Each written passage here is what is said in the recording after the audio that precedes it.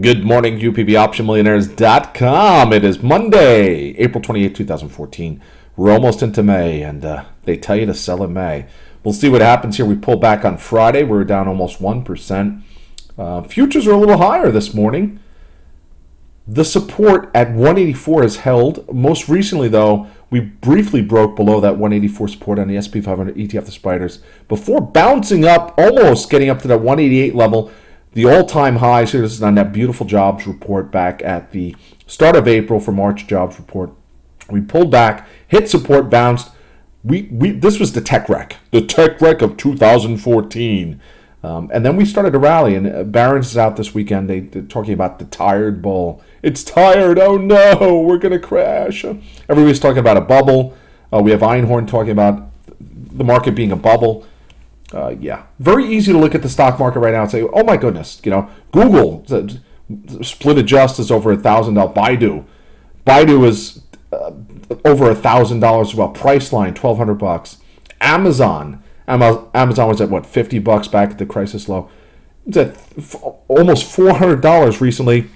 Well, back earnings report out last week. Amazon is down to the 306 level, 303. Big candle. Actually, if you look at Amazon, broke through support here. This is very bearish for the stock.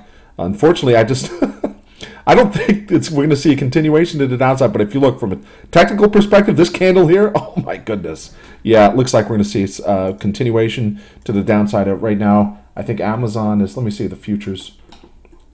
Amazon is traded to head lower this morning. It's at 301. It's at 301 here. So that kind of puts us in here. And actually, there's going to be some nice support here if you draw a trend line across at about the 280 level.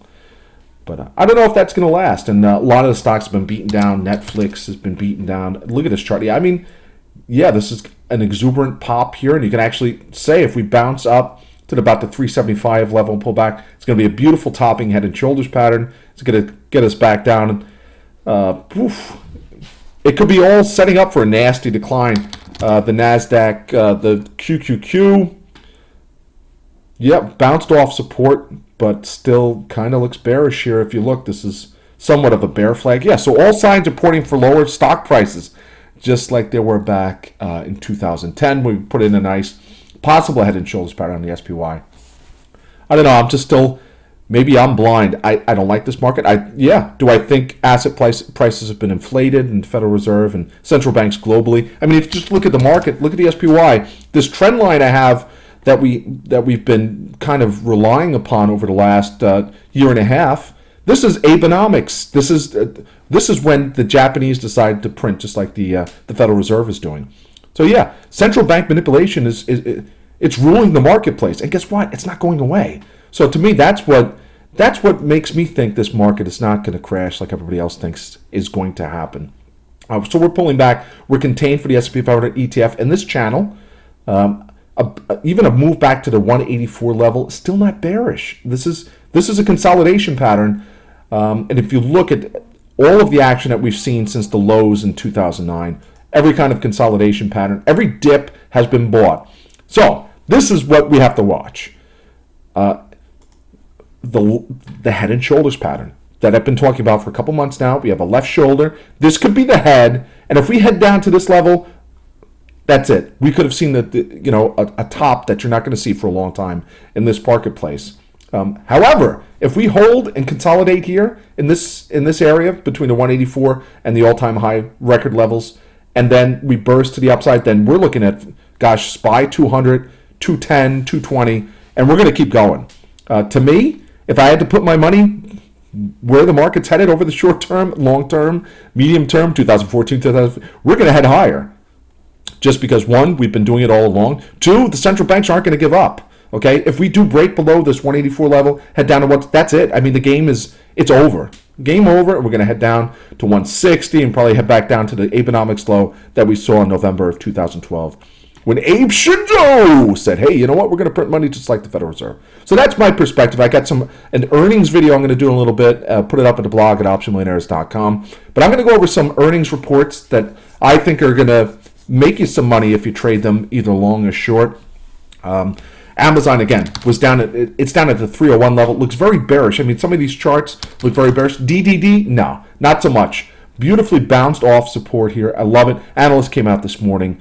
I'm continually bullish about the stock. I think their target's $8,500, something like that. We've had a couple analysts come out. So to me, the bleeding is done with this 3D stock, 3D Systems. I'm looking for a move up, down 3.5% on Friday. I'm hoping for a good entry this morning. So that's a stock I'm looking for. We have earnings reports out after the bell today. Buffalo Wild Wings. You can see the nice wedge broke to the upside, pulling back, but getting near support here at the 130 level. And we just extend that a little bit. There we go. I don't know. This spike really coincided with the NCAA tournament. I guess everybody goes to Buffalo Wild Wings to watch the tournament because they got 12 trillion flat screen TVs. So we're looking at support here, and I think maybe heading into earnings, that's where we're going to head lower. And we got Herbalife after the bell today. Herbalife has been embroiled with Bill Ackman. Actually came out last week. He's pretty much bribing a former official from the company to give him information. I mean, I don't know. It's just, but anyway, look at this. Prior to the decline here, this was support here at the 59 level. We came up to it, got rejected. Almost came up to it, got rejected. We're heading down below $50 here, and then ultimately down to this $25 level. If you look at this, is a beautiful topping pattern. Beautiful. And so we'll see the same kind of level we saw back at the end of 2012. This was when Bill Ackman first came out with his massive short position that he ultimately lost money on, and then Carl Icahn came out about here and said, I'm buying the stock. I'm an 80-year-old investor who doesn't care about what the company does or whether or not they're taking advantage of minorities and taking all their money. I'm long the stock, and I'm going to get all my buddies to get into it because if everyone can buy the stock up, all my rich buddies, there'll be no stock left for anyone else. And those who have shorted the stock, well, they're going to be in trouble when the stock continues to the upside and they're going to get squeezed out of their positions. So what Bill Ackman did was get into some puts because they're just representative. They're contracts based upon the stock. They're not the stock that needs to be covered when it moves to the upside. So anyway, this looks very bearish here. It's HLF earnings after the bell today. So that's going to be interesting. And then I was just talking about DDD. They have earnings before the bell tomorrow. We have BMY, which is Bristol Myers Squibb. This looks kind of bearish here. And if you pull just a trend line across, you can start right here. Look at this, right here at that wick. Come all the way across, 47.50. That's where it looks like it's headed. Post earnings tomorrow, we have MGM, which was nice to us last earnings report. So the casino stock's been really beaten down. Looking for it to head back in this channel. Let's extend that channel. The last time I did that channel broke to the upside. There we go. Woo! Okay, so we're looking at support at 23, resistance 26.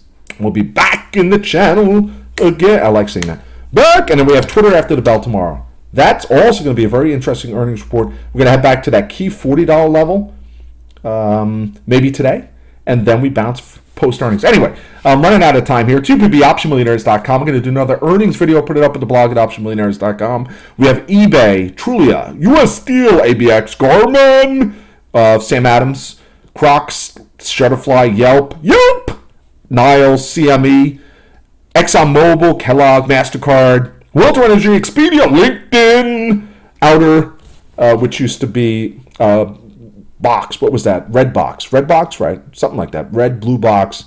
And then we have Wynn Resorts, which I think I'm having a little tough time finding when Wynn Resorts actually reports earnings. Las Vegas Sands reported earnings last week. Usually Wynn Resorts would be the next morning. Now I'm seeing it tomorrow. I'm seeing it Thursday after the bell. Anyway, I'll put it up in my video at the optionmillionaires.com at the blog there. You'll see it. And everyone have a great start to the trading day. Futures are a little higher here. All right, UPB, good.